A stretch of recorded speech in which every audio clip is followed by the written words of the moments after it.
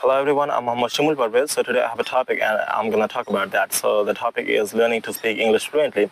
In my opinion, learning to speak English fluently is a journey that requires practice, confidence and patience.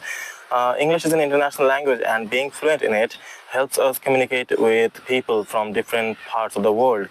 To become fluent, I believe we need to focus to the practice that we need to do daily. এতক্ষণ আপনাদেরকে যা বললাম সেটি আসলে ছিল ইংরেজিতে কিভাবে fluently কথা বলতে হয়, অর্থাৎ অনর্গল কথা বলতে হয়। তো আমি যা বললাম সেই বলার বিষয়বস্তু হলো এমন যে ইংলিশে ফ্লুয়েন্টলি কথা বলার জন্য আপনাকে প্র্যাকটিস দরকার এবং কনফিডেন্স থাকা দরকার। আপনি যখন অন্যদের সাথে কথা বলবেন, অর্থাৎ আপনার ফ্রেন্ডস, ফ্যামিলি মেম্বার্স, তাদের সাথে কথা বলার সময় আপনি ভুল করার ভয়টি পাবেন না।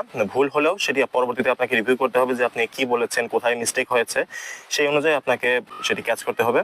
এবং ইংলিশের ফ্লুয়েন্সির বিষয়টা আপনাকে হেল্প করবে বিভিন্ন বিষয়ে। যে ইংলিশ একটি আন্তর্জাতিক ভাষা, এই আন্তর্জাতিক ভাষা আমাদেরকে হেল্প করবে বিশ্বের বিভিন্ন প্রান্তের ব্যক্তিদের সাথে কথা বলতে সাহায্য করবে আমাদেরকে।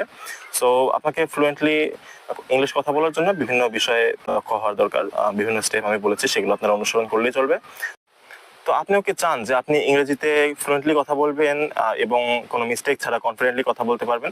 তো তার জন্য বিভিন্ন কিছু শেখা দরকার, আমি সেগুলো শেখাচ্ছি। তো সেগুলো শিখতে আমার এই পেজটিকে ফলো করুন।